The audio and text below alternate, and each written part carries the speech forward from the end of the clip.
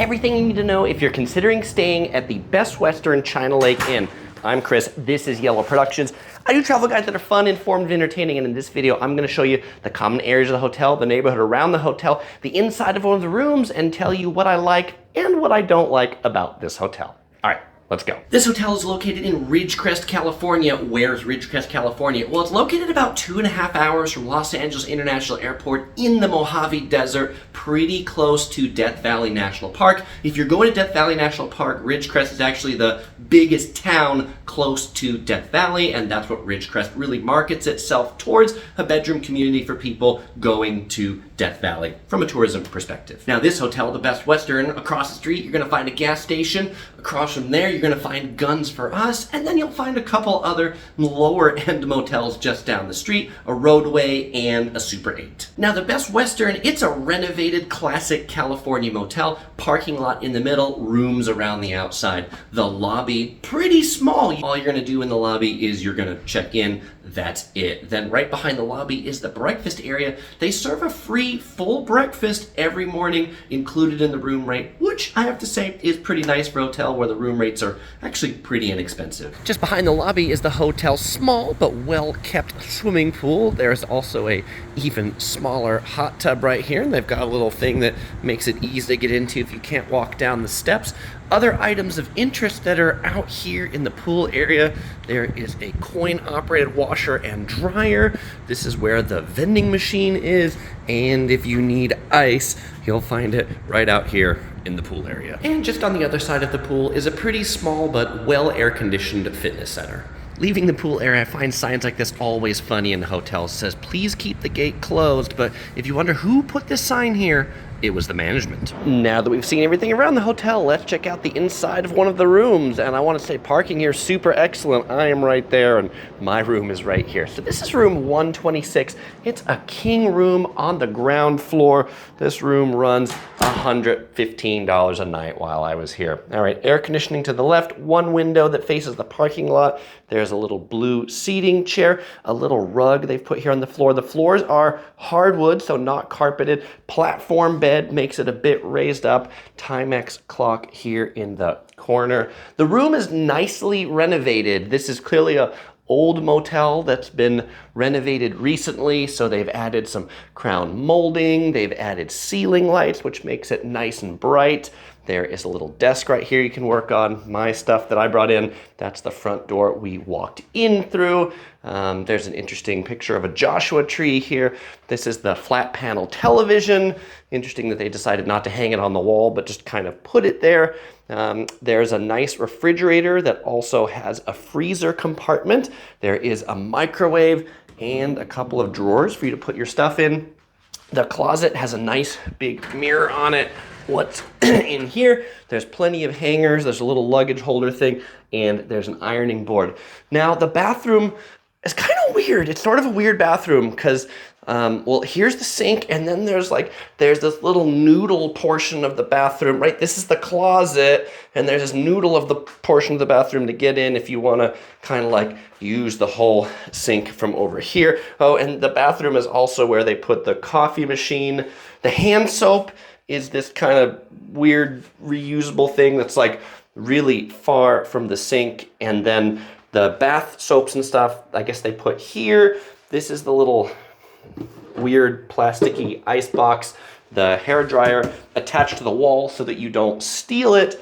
And then the toilet part of the room is a non-elongated toilet, and then a bathtub that has a really high fixed head shower, and then there's a set of conditioner, body wash, and shampoo here. So that was lotion and like a facial bar over there. Oh, and I want to point out the light on this side of the toilet. This one is a fan, and then this one like turns on the light. So the light, if you don't want the fan, only stays on for 30, 40 minutes, which is kind of odd. But overall, a fairly decent but small room. All right, fellow explorers, if you watch my hotel reviews regularly, you'll know it is time for the Topher review, where I rate hotels on a scale of 1 to 5 Tophers. And so the question is, how many Tophers is the Best Western China Lake Inn going to get?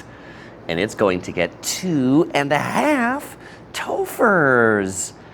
for me. Maybe for you, if you like motels, it might get a 3, or it might even get a 3.5 if this is the kind of property that you like. But let's talk about who this property is good for, what the pros are, what the cons are. And by the way, I thought it'd be kind of neat to do it out by the classic motel pool right here. All right, so the pros of this hotel, well, it is a renovated motel, recently renovated, so it feels loved. It feels like people care for it. It feels fresh as far as motels go.